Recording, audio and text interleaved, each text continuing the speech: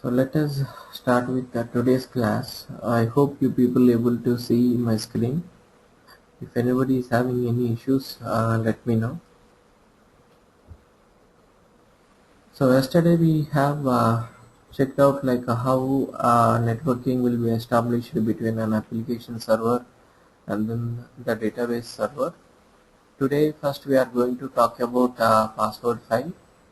So what is the significance of password file and all those things. So well before that, for example,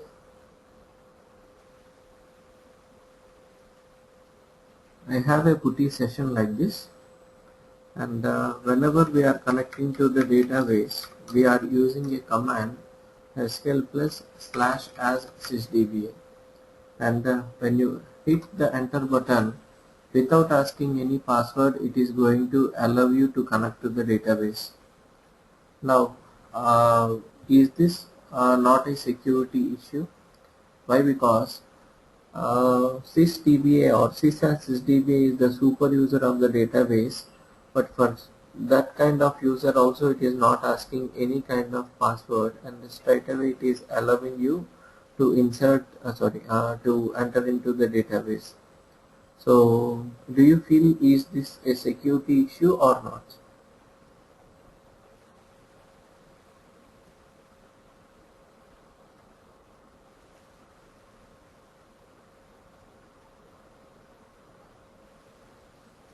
Yes. Usually, by looking at this kind of methodology of connection, everyone will definitely feel that this is going. I mean, definitely this is a security issue because it is not asking any password. But frankly, this is not exactly a security issue. Why? Because to log into this putty server, you are going to use the user ID as Oracle, and here you will be typing some password. That means you are logging here in this example, you are logging in as Oracle user, and in the second line you are typing the password of Oracle user. So after providing that password only, you can able to log into this Unix server. And who will be having this Oracle password? That will be there only with the DBS. So even Unix admin will not be having the password of this user Oracle. Only DBS will be having the password information. That means apart from DBS, no other person can able to log into this Unix machine or the database server. So is this point clear?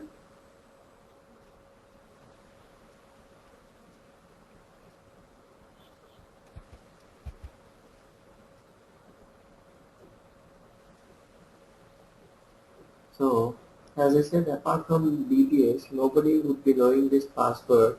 That means whoever connected as Oracle user to this server, they should be definitely a DBA. And when DBA is connecting to the Unix machine and when trying to log into the database, then Oracle thinks that it is unnecessary to again it is unnecessary to again ask for the password, because already the OS level authentication has been done. So Oracle feels that the Oracle level authentication is not required, and that is the reason it will allow you to connect to the database straight away without asking any password. And this we call it as OS authentication. So what type of authentication that we performed here is OS level authentication. So this OS level authentication is applicable only for this SSDB user. For normal users like Scott or any other some ex user should definitely follow password authentication. So basically authentication is divided into two types. One is OS level authentication and second one is password authentication. So OS authentication will be there only for sys user, and password level authentication will be there for all the other users. So this is how exactly the connectivity, or why it is not asking the password while connecting as this user. So this is the reason. Now Yesterday we were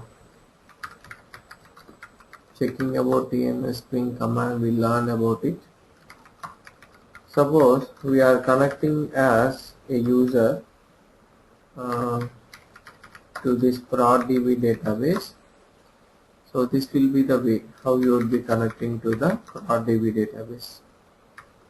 Now similarly, suppose I want to connect as a sysdba, then I will say syst at the rate of prod has sysdba. That means just like how a Scott user or some another user like Kanna is trying to establish a remote connection. Suppose sys want to establish a remote connection, then in the username column we need to write something like what you are seeing on the screen, sys at the rate of prodb as sysdb.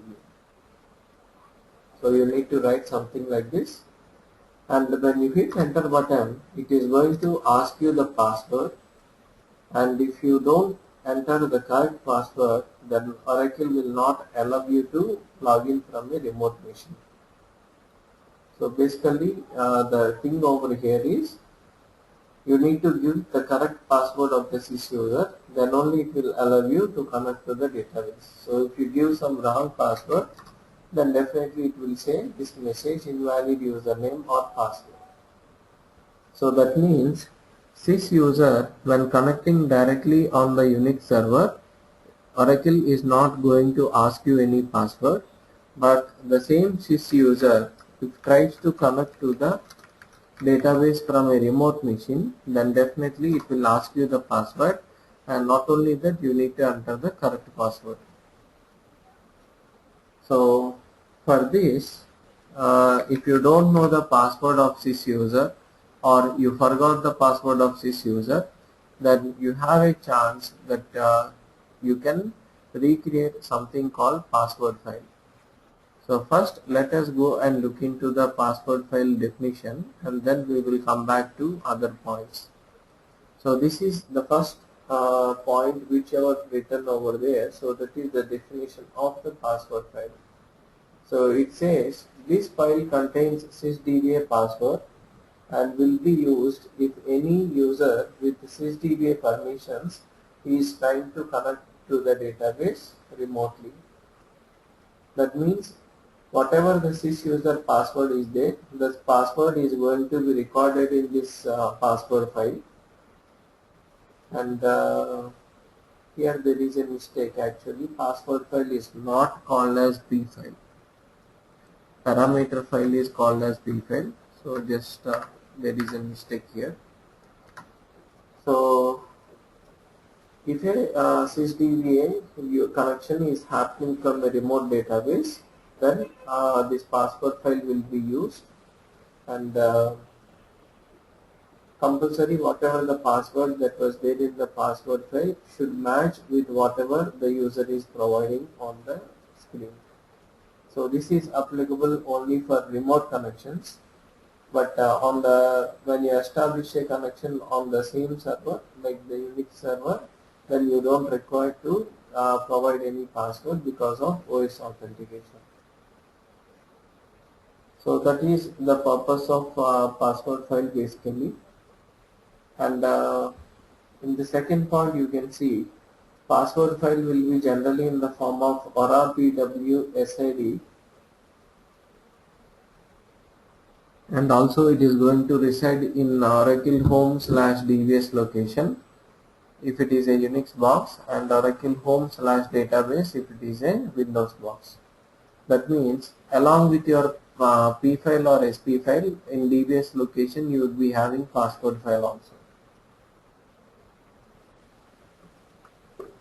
And the third point says if we forgot the password of the sys user, or if you lost the password file, you can recreate it by the help of this utility ORAPWD. So basically ORAPWD is a command which will allow you to create the password file or sometimes recreate the password file also. So let us go and look into that command, how to execute that and all. So,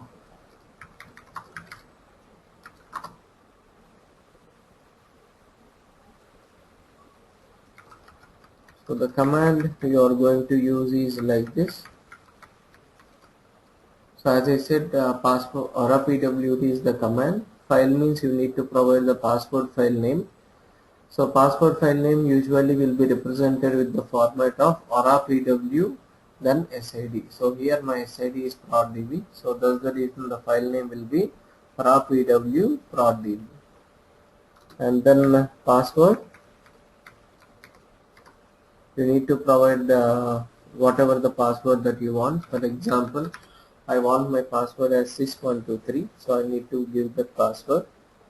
And then we need to say force equals to y. So what this what this force equals to y will do is, if the password file is already present, then this file is this option is going to override that content. So basically force equals to y is being trying to override if any password file is already existing. And we have something called entries, and in real time usually you would be watching the value as 1, but you can give any value for it. And I will explain what is mean by entries in a short time. So basically you are going to use like this, and once you hit enter button, the new password file will be created with this password. Now if I use the same password here,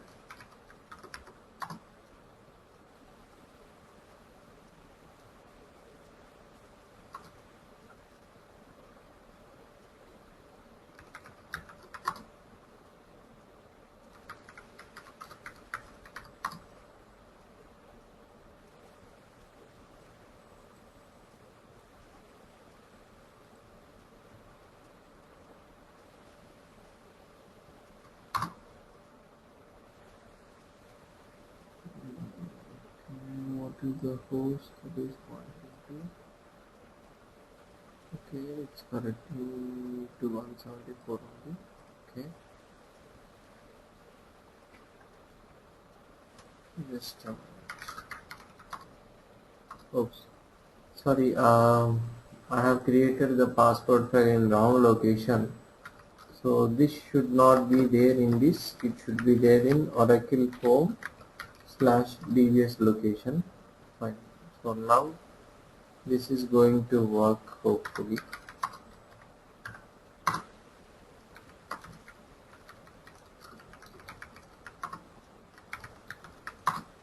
So now you can see it got connected with sys user, and also if you want to confirm the database name, you can see it got connected to .db. So this is what basically the password file is. And as I told you, we have an option at the last called entries. Now what is one advantage is, actually this sysdba is a role. You can grant this role to any user. For example, I can grant this sysdba role to a normal user like Kanna also. So that means now from now onwards, Kanna, whenever it is connecting, it is going to use this sysdba role, and whatever the sysdba can do, like the database creation, startup and shutdown of database, or any other management activities, so all can be done by the help of this Kanna user. So like this, if you grant the sysdba permission to 4 or 5 people or 4 or 5 users, let's say, then while creating the password file, here you need to provide entries as 5.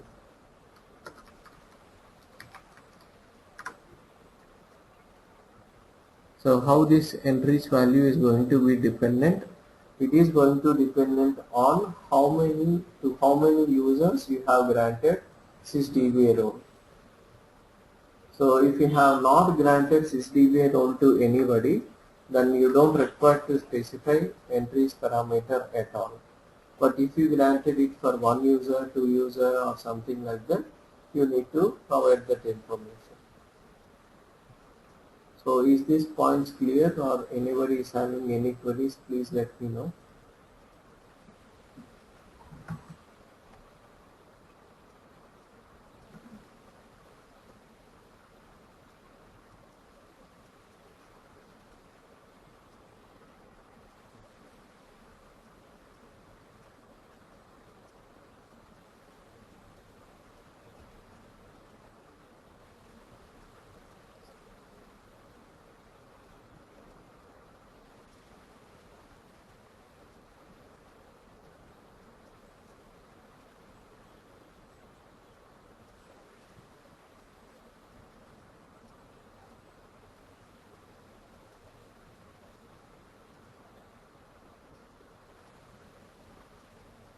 Okay. So I hope nobody is having any queries. So let us proceed with the next topic. So the next topic that we have is distributed database management. But well before that, there is one more point left out in password file. So which says if you want the password file to be effective, then there is a parameter in P file or SP file by the name remote underscore login underscore password, and that parameter you need to declare it as exclusive. So by default it is exclusive only, so we don't require to worry about anything.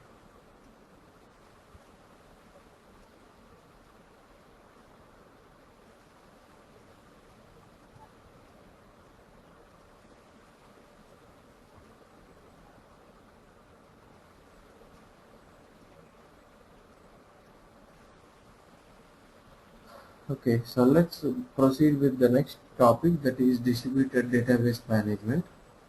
Usually, in companies, what people use it to prefer is to have much smaller databases rather than maintaining a single large database.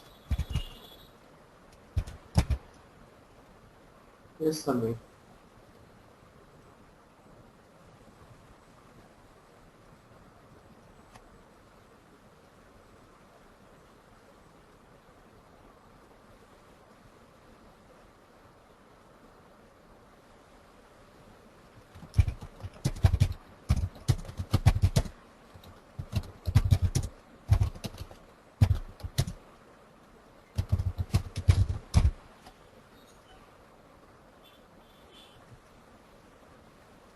Okay.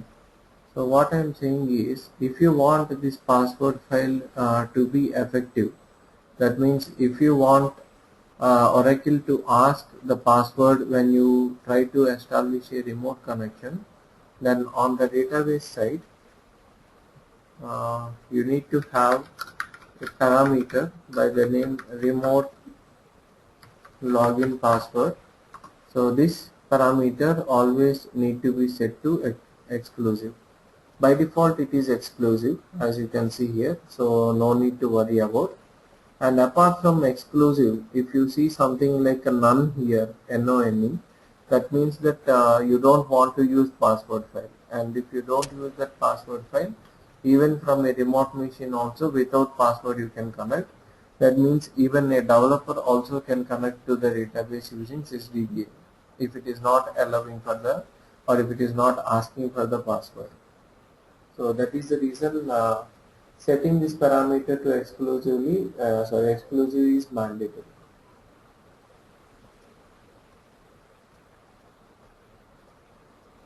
So is that clear?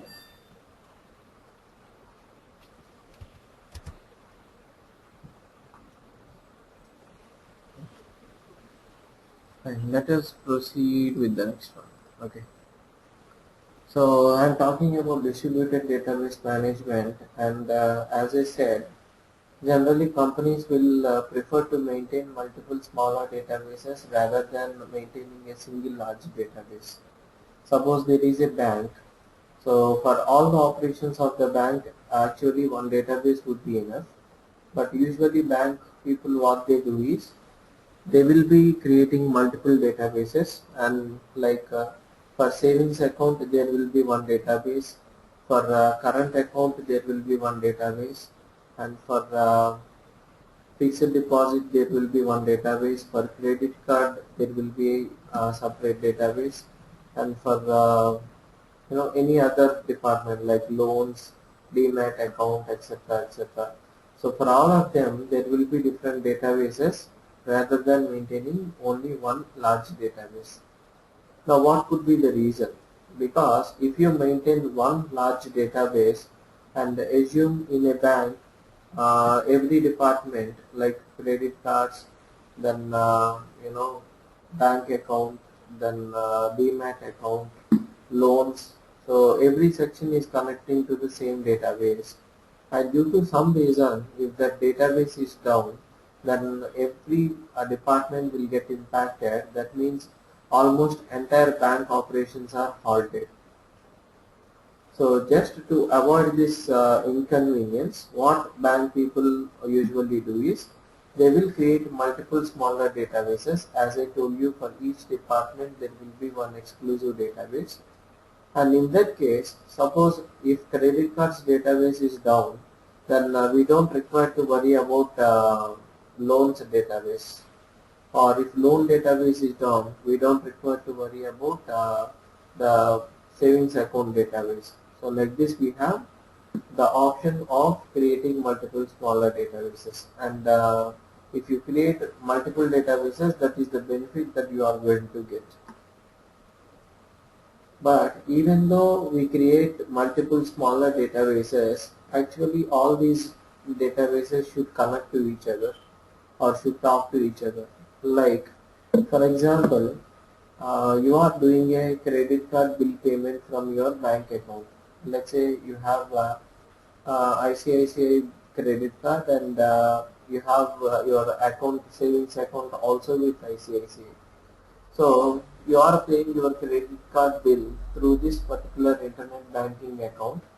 So when you do that, what happens is the amount will be deducted from your savings account, and the amount will be credited to your credit card. So that means in one database the account is getting debited, and in another database whatever the current due balance you have, that is getting paid automatically. And that means if this operation need to take place, then this credit card database and a savings account database should have a relationship to each other. And when we have certain smaller databases connected to each other, we call that kind of environment as distributed database environment. And as you can see on the picture, like multiple databases are there, they will be connecting to each other. And how two databases will talk to each other here is with the help of same concept, that is TMS name rotora and using listener rundown. So is this point clear? What is distributed database management and what are its advantages?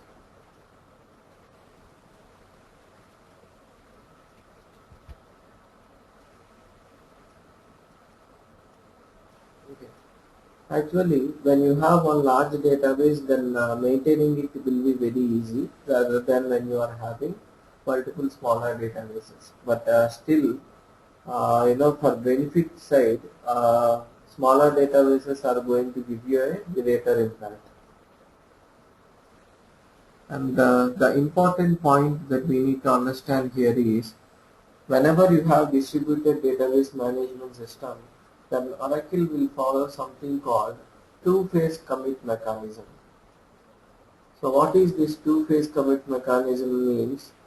Suppose in one database, suppose take the same example, like you are paying your credit card from your savings account. So what happens is the amount will be deducted from your savings account database, and the same amount need to be credited to your credit card. So in this process, for example, let's say amount got deducted from your savings account, but due to some network issue or whatever, let's say the amount was not credited to your credit card database.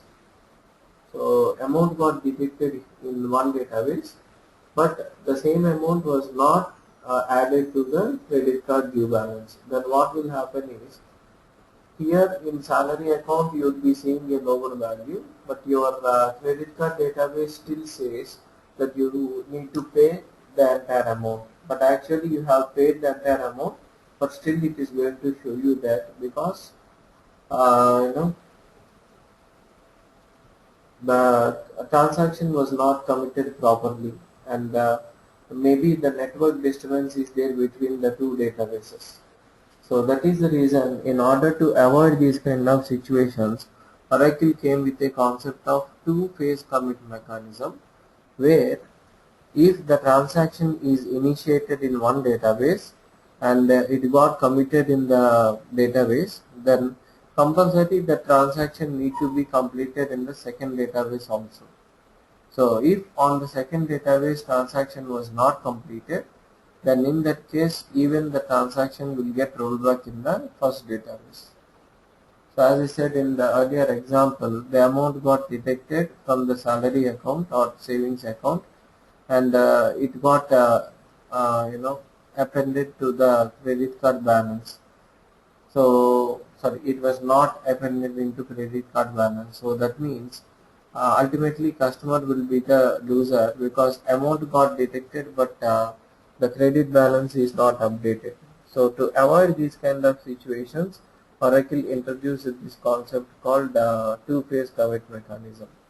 So that means if due to some reason the credit card balance was not updated, then even the first transaction, that is um, paying from the savings account, even that will not be performed, and that will also get rolled back. So that is what it is going to say. And next point is, in this distributed database management system, it is not necessary that all the databases should be only Oracle. So suppose if you have 10 databases in distributed database management, what you can have is, you can have out of 10 you can have one database with one vendor. For example, you can have one database in Oracle, you can have another database in SQL Server, then another database in any other Teradata or IBM DB2 or Sybase. You can have all these kind of databases. So when you have multiple databases together like that, we call it as heterogeneous distributed database management system. Now when you have all the databases as Oracle, then you would be calling it as homogeneous distributed database management system. So this is what actually is about distributed database management, and why we require multiple databases instead of creating one large database. So anyone is having any questions over here?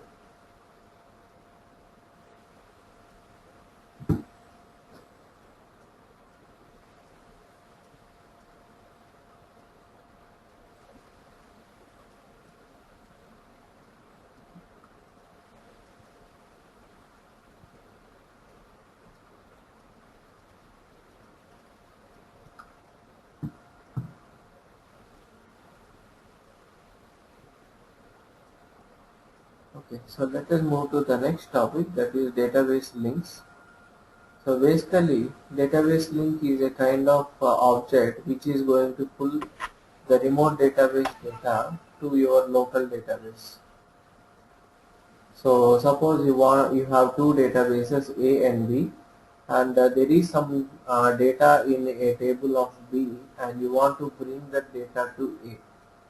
So just for display purpose or whatever it is, in such cases you can make use of this database link concept. And in real time, where exactly we will be using this? It is like, for example, whenever you are doing online shopping, what you do is, after booking your item, you would be either paying it through cash or the credit card, and the moment you enter the details of credit card or your cash and all, then what happens is the product will be the information about your bank balance should be known to that online shopping site. So before the order booking has to happen, then those people need to check whether your bank balance is sufficient or your credit amount is fine in order to do that booking. Suppose you are trying to purchase a product of with the worth of 5,000 rupees, and suppose in your bank balance you have only 4,000. Then what happens is the transaction will fail straight away. Okay. So like this, you require one database data to be pulled from another database, and for that we are going to make use of this concept called database links. And while creating the database link, there are some prerequisites that we need to know. The first one, as you can see on the class notes,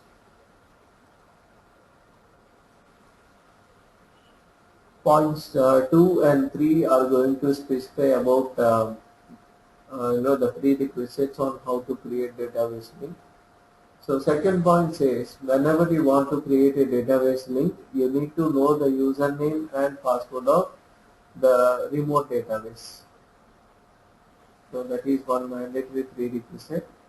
And the second prerequisite is the third point. Apart from username and password of Oracle or remote database, you need to have a TNS entry also in your local TNS links.org. So these are the two mandatory things that we require to have or to establish database links. So let us go and see this concept practically, how we can get the data from one database to another database. So we have commands on how to create a database link below these points, below these 3 points.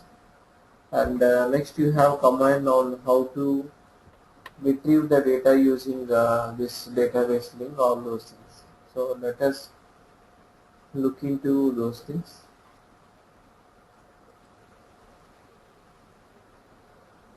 So here I have a database server running, which is on a machine called PowerDBA, and I am taking a duplicate machine. Sorry, not exactly a duplicate, another one.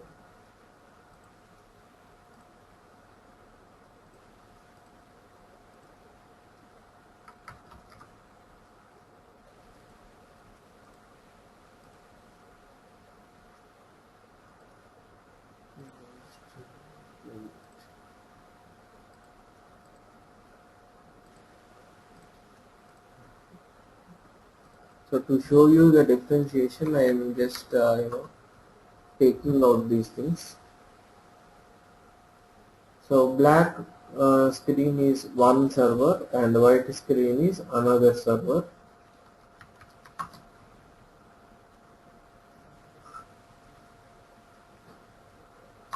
What I will do is,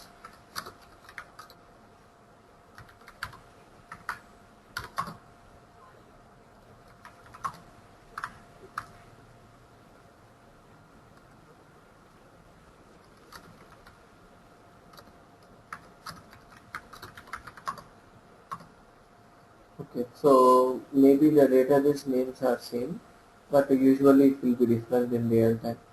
So whatever the databases I have, one database is running on a machine called PalmDBA. So you can see that name over here.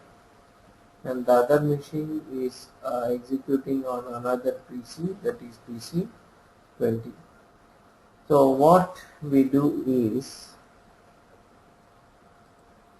we will create a database link from this database to that database, and I require to access a schema, so I'm just saying.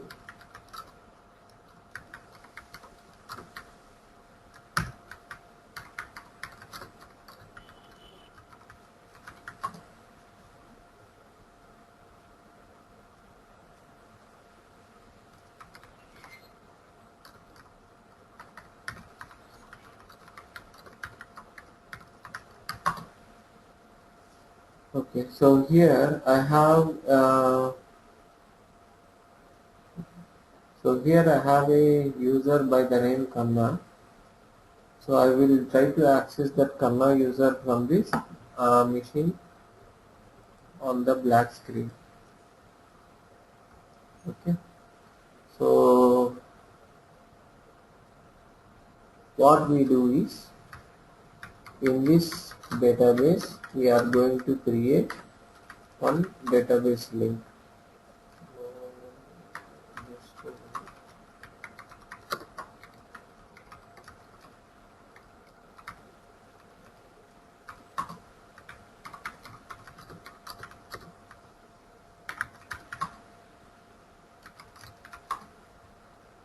Okay, so here what I will do is, I will create a database link, for example by the name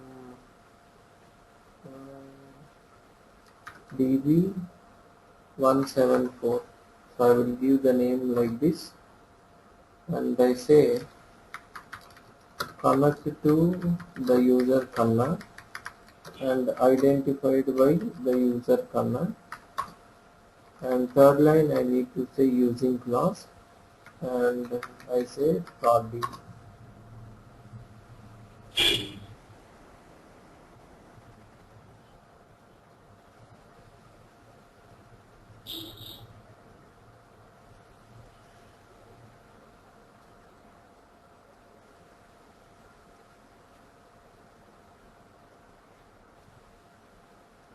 Okay.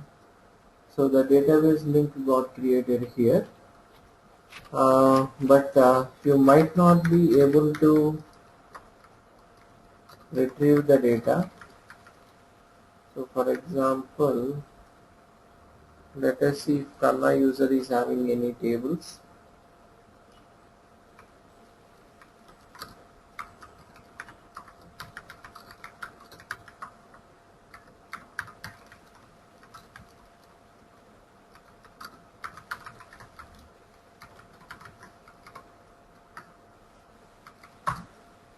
Okay.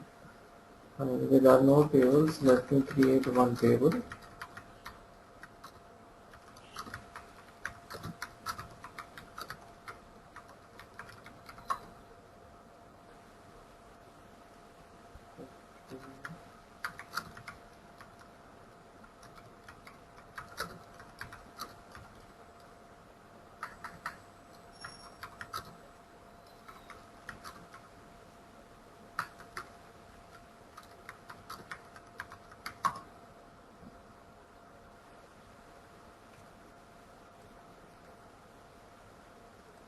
Okay. So now what I can say here is, select count star from Kanna.t1 at the rate of my DB link name.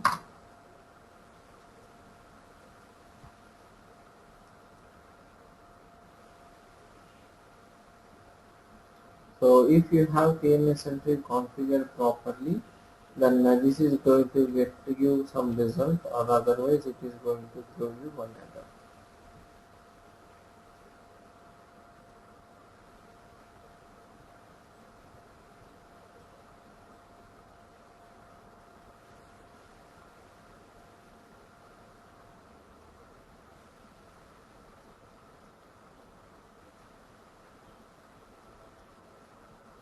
Okay, so you can see here it says it is not working. Why? Because the TNS entry is not there. So what you need to do is, you need to go to Oracle Home Network Admin location, and you need to create one TNS names.ara file.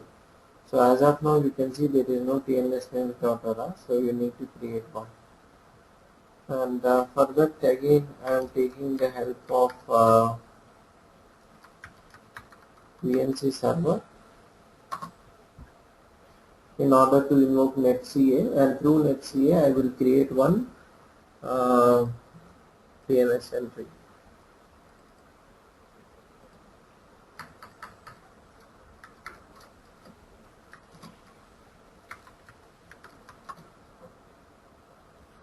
So here I will invoke netca.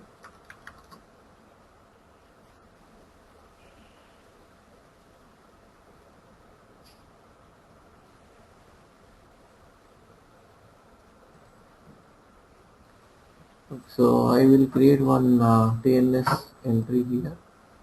So database name is ProdDB,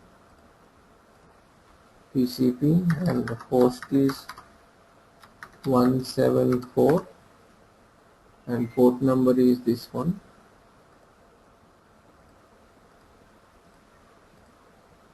Fine. And now I will do a test by saying DNS ping ProdDB. It is working.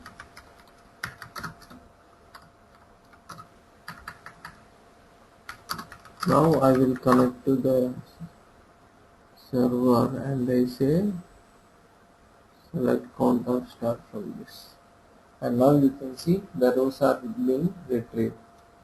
So that means when you want creating the DB link is also just not important. Whatever the TNS alias with which name you have created, so even the entry of that particular TNS alias should be there in the the other side from where you are accessing your database. So that's basically how we can create database link, and we can pull the remote database data to the local database. So that's the concept of database link. So as I said, database link is basically an object to retrieve the data from the remote database. But suppose you want to have this data retrieval frequently. For example, maybe every half an hour or every 1 hour you want okay, fine. I will come to the questions before we go for materials and use. We have some questions. Okay, so in DB link creation, the command I used is this one. So whatever we have specified in the second line is the username and password of the remote database. So this Kanna user is there on this 174 server. So that username and password I need to give it here. So because you are trying to retrieve the data from a remote database or remote user. So that is the reason you need to specify to which user Oracle should connect and it need to retrieve the data.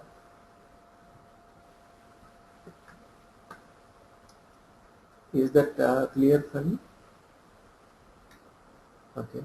So coming to the other question, here do you mean to say here why I have given T1? Is that your question, Samir? Okay, that is the table name. So what I want is from this machine 120, like you can see this is PC20 machine. So from this machine I want to access the table of a remote database. The remote database name is, remote database DB link name is DB174. So in 174 server there is a database. Under that database I have a schema called Kanna, and under that schema I have a table called T1. So if you want to retrieve this information, this is how the syntax of the select statement that you need to write.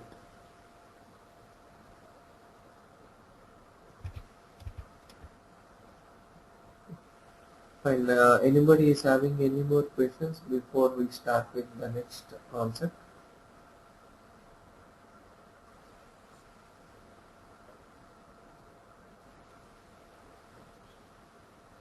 No, DB link is a permanent object, so it will be there even if we close the session.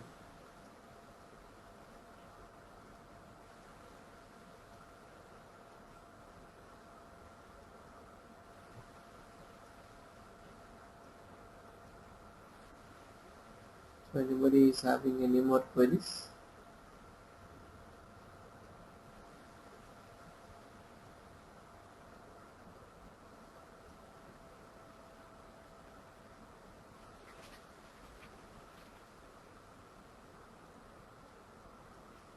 Okay, fine. So here, if you look at the DB link, what we are basically doing is we are writing down a select statement to retrieve the data from remote database. But this we are doing it manually. But suppose your requirement is something like every 1 hour or every half an hour, you want the data to retrieve from one database to another database, then you would be using a concept called materialized views. So this materialized views actually will be used by application team. I mean creating of materialized views and maintaining them, and even if you want to drop also, these actions will be generally taken care by application team. So suppose in application team decided that we want data from one database to be to come to another database every 1 hour or half an hour, etc. So in that case, actually we will be using this concept called materialized views. So if you look at the first point, the definition says it is an object to pull the remote database data frequently in specified time. So whatever the line is specified, it is going to pull that remote database data into the local database. And usually when you do this in a timely fashion, you would be calling it as refreshing the data using materialized views. So either you can say it as just refreshing the data, or you can say it was refreshed because of um, the materialized views. So that is what basically materialized views is.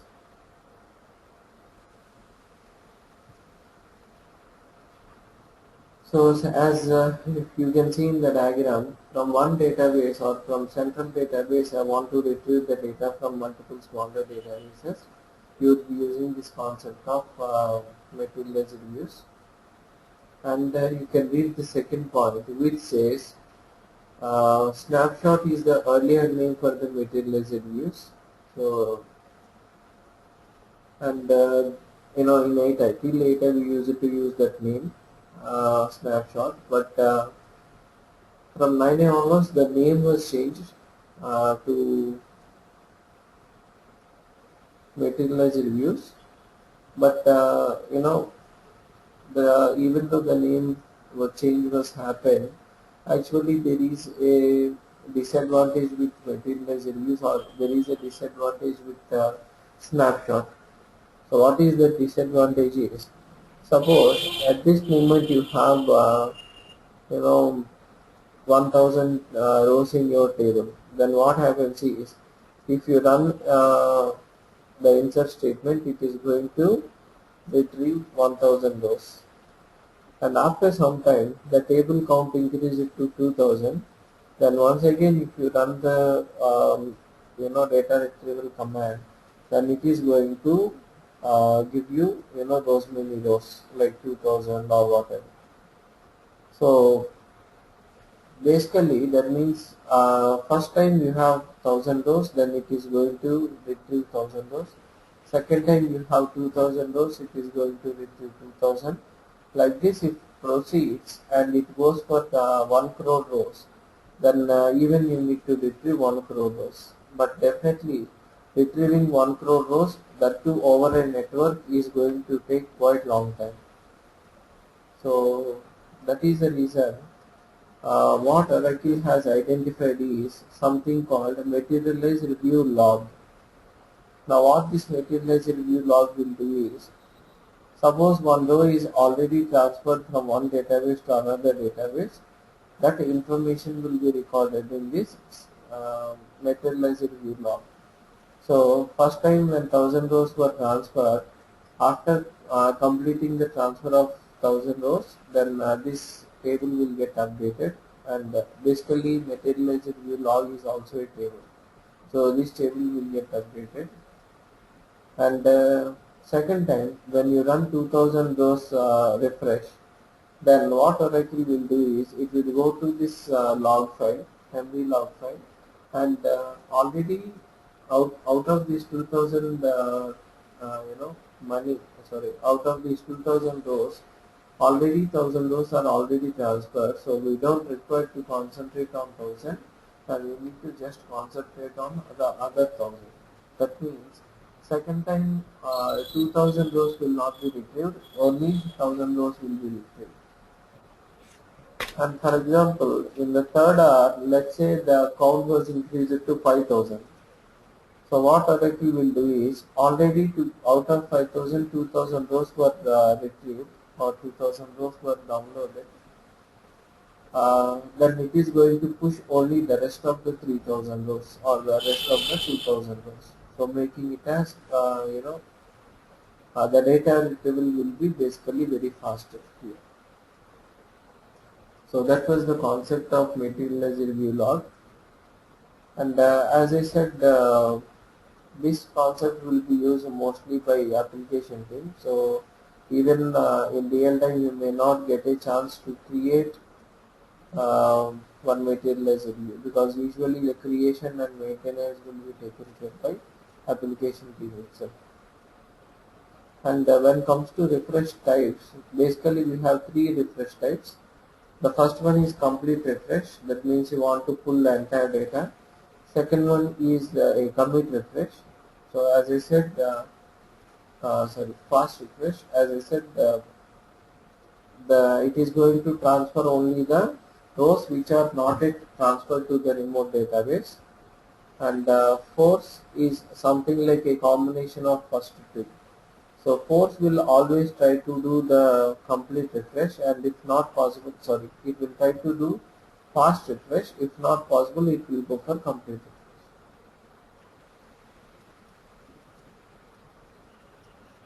So as I said, the maintenance usually will be taken care by application team. But what would be the role of DBA here?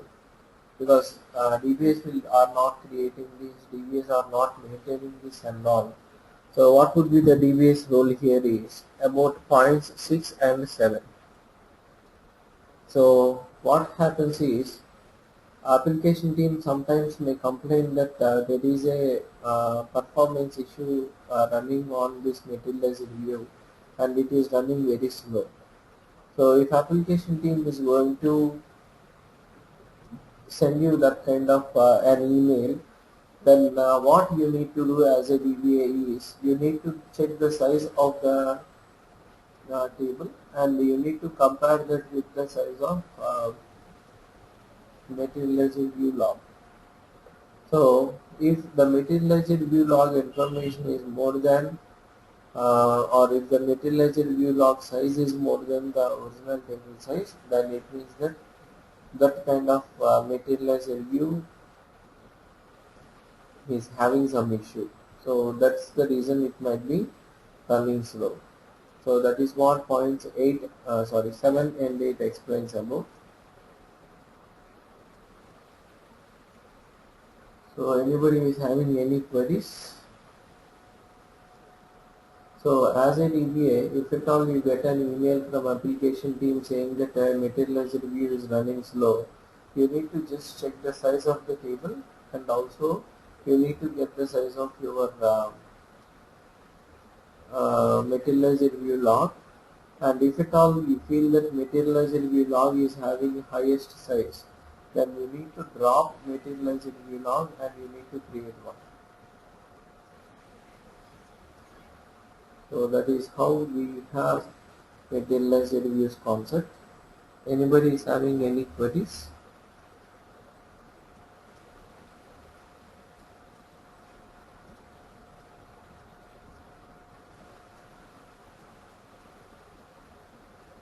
Yeah. So in the next page I have given the command on how to check the size of the table. And as I said, the materialized view log is also a table. So the same select query you would be using in order to find out the size of MB log also.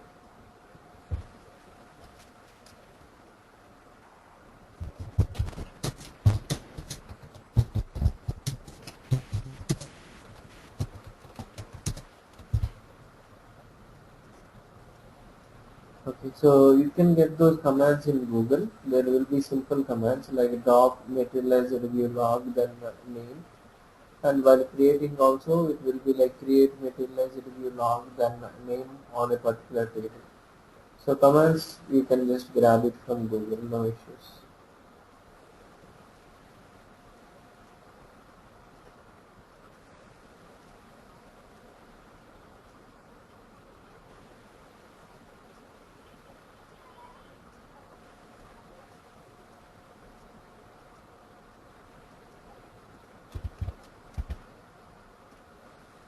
So anybody is having any more queries?